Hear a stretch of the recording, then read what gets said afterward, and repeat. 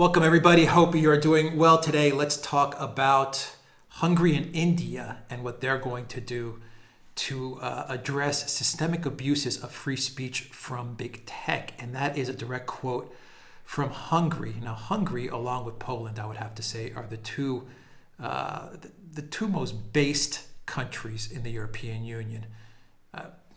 Get me to Poland, get me to Hungary so I can live there. My God. So Viktor Orban, who is the leader of Hungary, the prime minister of Hungary, and the guy is a real patriot of his country, which is why the EU hates him, has decided that after looking at what Poland did, and I did a video on Poland, that Poland is now looking at new laws to fine social media companies that decide to deplatform users and fine them heavily. We're talking take real action against big tech that deplatform people just because they decided to speak freely. After seeing this, Viktor Orban said, maybe it's time that Hungary also take a look at the systemic abuses of free speech. And of course, all of this was started because big tech decided to not only go after the president of the United States, their very own president, but then they decided to deplatform everybody in and around the president's circle. And then they decided to go after competing platforms on the bullshit premise that they were promoting white supremacy, which is ridiculous because the applications that are actually being used on January 6th, if you go under the position that January 6th was some kind of insurrection, if you subscribe to that premise, the applications that were actually used were Facebook, Twitter, and YouTube. But of course, we don't see the app stores removing Facebook, Twitter, or YouTube. What they did do is they removed Parler, and Amazon also decided to boot Parler off of their hosting. Parler looks like will be up by the end of the month, but nevertheless, it was a huge blow to Parler. I mean, this must have cost them tens of millions of dollars in damages, and they are taking Amazon to court. It's going to take some time, but hopefully they win. If you end up in a fair court system, which I understand now in the United States may be asking a lot, then it should be a slam dunk case. But let's go to Hungary because I've been saying this for a while. Actually, I said this the minute they decided to ban Trump.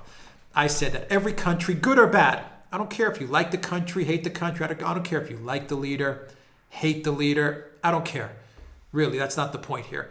Every country now, for whatever reason, that government can now say, you know what, I'm going to ban big tech because it's a threat. Number one, to the stability of the country. It's used for regime change operations, for color revolutions. It's used to meddle in elections. And it may even be used to deplatform the leader of the country or prime ministers of that country, of the cabinet. So that's reason number one why they can ban big tech. And they should ban big tech because it's obvious, after looking at what they did to US President Trump, that they won't stop for 1 second to deplatform other world leaders and other governments in power. And they won't stop for a second to meddle in the elections like they did in the US elections. Remember the Hunter Biden laptop. But another reason why countries now are starting to crack down on big tech is because big tech has come out and they have basically admitted that they are biased. Period. They have admitted that they are biased towards a neoliberal, woke, SJW ideology. So if you are Christian, if you are a patriot, if you are a nation statist, if you subscribe to conservatism, even if you subscribe to being a libertarian, just yesterday, former CIA director, a confirmed communist, John Brennan, said that big tech should go after libertarians as well. So if you are anything but the neoliberal Marxist ideology, then big tech has a right to deplatform you and to silence you.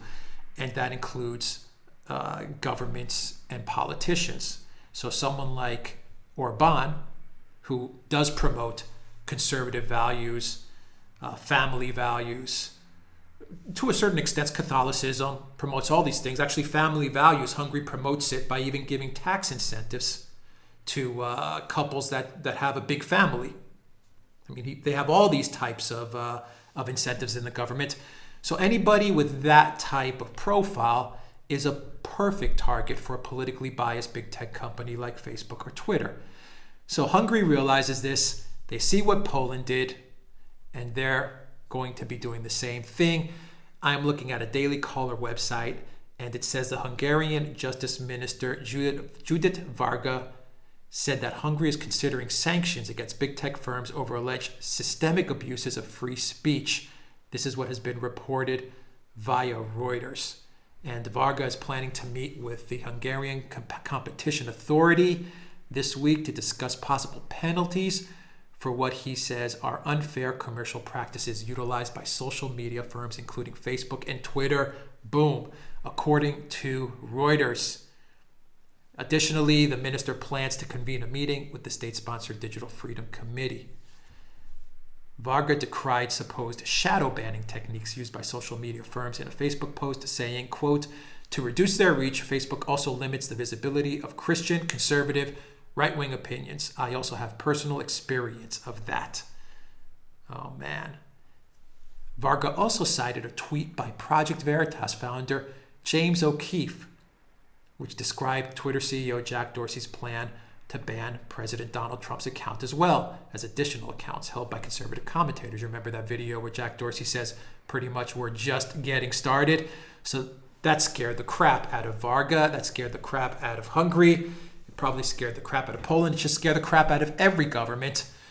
So, man, this is how you fight big tech. If you're in the U.S., you have to go on a state-to-state level, on a local-to-local level, and if you're living outside of the U.S., country-to-country level. The perfect excuse, and you know what, Jen Psaki, the new White House spokesperson, she can't get on the podium, and she can't complain one bit. The U.S. State Department can't complain one bit. What are they going to tell Hungary? Oh, you're authoritarian because you're blocking Twitter? If I was hungry, I'd say, F you. Blocking Twitter, you blocked your own president. Plus you're politically biased. Plus they're used to foment regime change operations. I would be like, F you. You banned and blocked your own president of the United States. You removed American companies from platforms and app stores. They don't have two legs to stand on now. The United States doesn't have two legs to stand on. So the article from Daily Caller says Hungary's potential sanctioning of Facebook follows reports of a proposed law in Poland that aims to hold social media firms accountable for censoring political commentators by prohibiting the removal of any posts deemed legal by Polish law. It's happening. It's happening. Even Angela Merkel said it was problematic what they did to Trump. The Pandora's box has been opened. And once again, this is not about whether you like governments, dislike governments, like leaders, dislike leaders. The main thing to take out of what's happening now is that governments now have an airtight excuse to ban big tech from meddling in their country's affairs. An airtight excuse, and the United States can't say anything about it. They just can't do anything. I expect Russia is going to jump in on this as well, and I expect many, many more countries. Case in point, Twitter's Trump ban, BJP slams it. Congress says welcome signal. This is happening in India. India is also taking a look at what's happening, and they are saying, whoa, wait a minute, maybe we should not allow Twitter to run so freely here in India. India, that's a massive market. This is from the Indian Express. It says, deplatforming sitting U.S. president sets dangerous precedent. Tech firms are now the new oligarchs, says BJP IT cell head. So the technology heads in India are worried. People in the government are also worried. Check this out. In response to Twitter's decision, the U.S. president wrote in a statement on Friday, Twitter is not about free speech. They are all about promoting a radical left platform. Yup. Amit Malvija, BJP IT cell head, then tweeted, deplatforming Donald Trump, a sitting U.S. president, sets a dangerous precedent. It has less to do with his views and more to do with intolerance for a differing point. Ironically, those who claim to champion free speech are celebrating. Big tech firms are now the new oligarchs. Now, I think that Prime Minister Modi is actually now the biggest, he has the biggest following as far as a head of state is concerned on Twitter.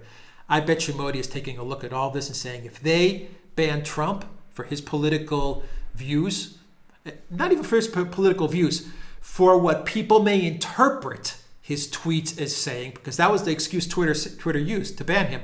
Remember, Twitter didn't say they're banning him because this statement incites violence. They said people may interpret it as inciting violence. Interpret it. That is a terrible precedent. Modi is probably sitting there going, screw this. Twitter, Facebook, we got to get rid of you guys. And you know what? India is a country with awesome tech. And I'm sure they'll be able to build all kinds of really cool social network platforms. They probably have a few. Promote those. Every country is going to start to get sliced up, and they're going to start walling off their social media. It's exactly what's going to happen. Asked how social media companies have acted in India, Chakravorty said, very irresponsibly, but Twitter doesn't matter here. What do we do about WhatsApp? It is being used with the guise of free speech and the guise of anonymity. It's even more dangerous than Twitter in India. Praveen Chakravarty, the head of Congress Data Analytics. And that's what he told the Indian Express. All right, guys. Hungary, India, Poland. I'm sure Russia's going to get in on the action. China's already walled off.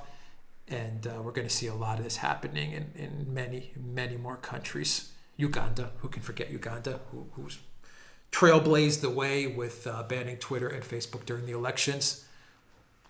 This is just the beginning. Facebook and Twitter, they can just be accessible in the United States. That'll be that. All right. I don't think I have anything else to say on this. We'll leave the video there.